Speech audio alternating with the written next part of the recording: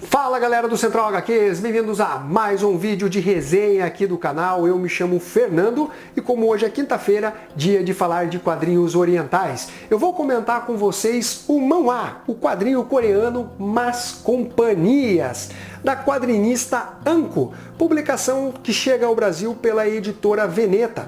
Material que tem um bom acabamento gráfico, saiu naquele formato livro, né? Conta com capa cartonada e orelhinhas.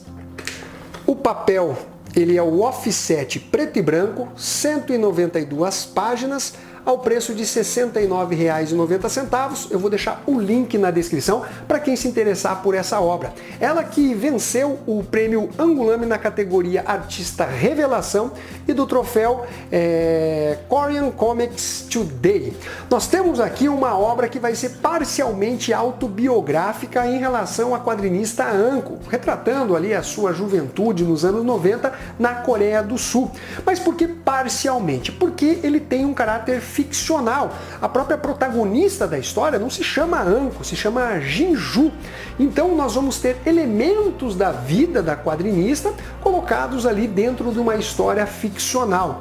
O que impacta bastante nessa obra é uma certa diferença cultural, ainda que não tão diferente assim, em relação ao trato, né, que os pais têm com os filhos, os professores têm com os alunos. Esse período aí dos anos 90 da Coreia do Sul foi um período de recessão, uma crise muito grande que teve lá no país, e depois, né, a Coreia do Sul ela se tornou um tigre asiático, um país que se desenvolveu bastante, principalmente culturalmente e também tecnologicamente, né, é um outro país em relação ao que é retratado aqui nos anos 90, mas de qualquer forma nós vamos ter uma história que vai trazer bastante crueza para o leitor, né, algo muito direto e que traz um certo impacto. É mencionado inclusive que a autora ela apresenta uma obra muito semelhante a Uli Lust, que eu acho que já teve resenha aqui no canal Central HQs, que é Hoje é o Último Dia dos Últimos Tempos. Se eu não me engano é esse aqui, até vou colocar a capa da publicação, que vai mostrar também uma adolescente que acaba saindo de casa, experimentando drogas, vivendo experiências sexuais e assim por diante. Aqui, a Anko, ela que vive numa família até razoavelmente bem financeiramente, ela acaba sendo espancada pelo pai conforme ela comete algum erro. E a gente sabe que a adolescência ali dos 14 até os 16, 17 anos é um período de descobertas e também de muita revolta, né? E a gente sabe, né, que esse período da adolescência é um tanto complicado e conturbado, é uma fase de descobertas, de se achar o rei do mundo, achar que sabe de tudo, não ouvir os mais velhos, querer também novas experiências, e é justamente, normalmente nessa época, né, que começam a utilizar drogas, cigarros, álcool, né, e assim por diante. No caso da Jinju, ela realmente é muito reprimida dentro de casa. Talvez uma simples conversa poderia até resolver a situação dela, mas o pai realmente pega pesado, espanca a garota. Mas não só ela, as amigas parecem também sofrer esse tipo de abuso. Na escola, quando acontece algo um pouco mais grave, o professor também desce a lenha. Até na rua, eventualmente, a Jinju acaba apanhando.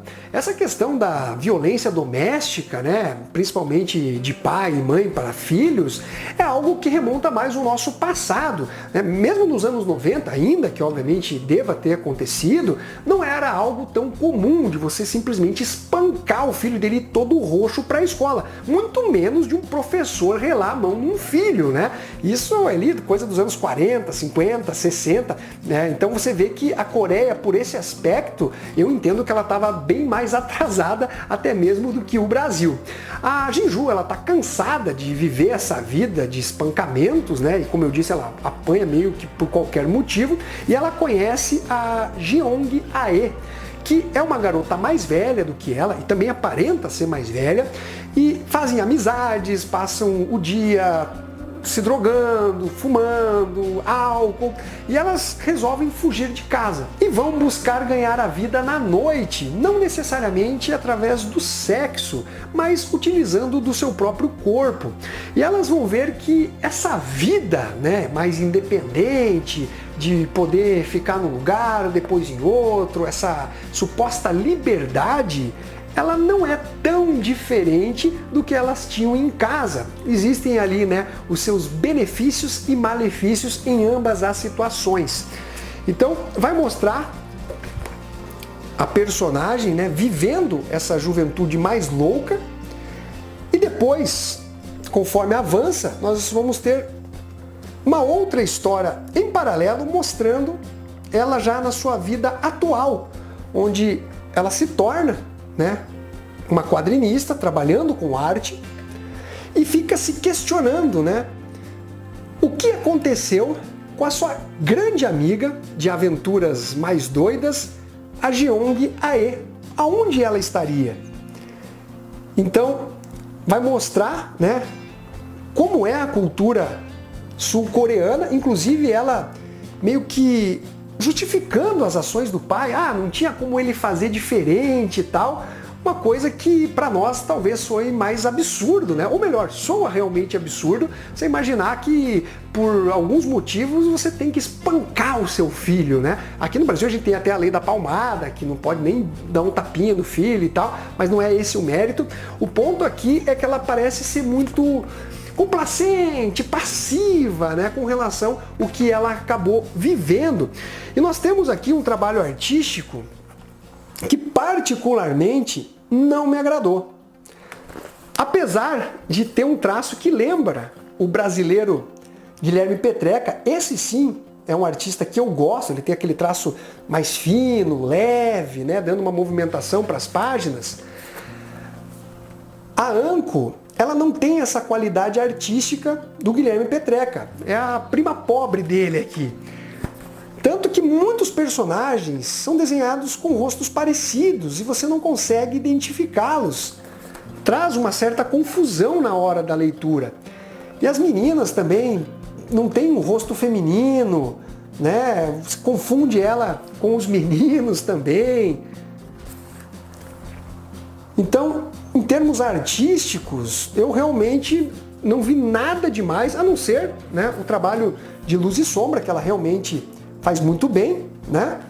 Esse contraste, olha só, isso aqui sim, eu achei bem interessante, mas de resto não é um traço bonito, que chama a atenção, ou qualquer coisa nesse sentido. Então, na verdade, eu diria que pelos prêmios que a obra ganhou, pelo menos no meu gosto pessoal, eu achei um trabalho talvez superestimado.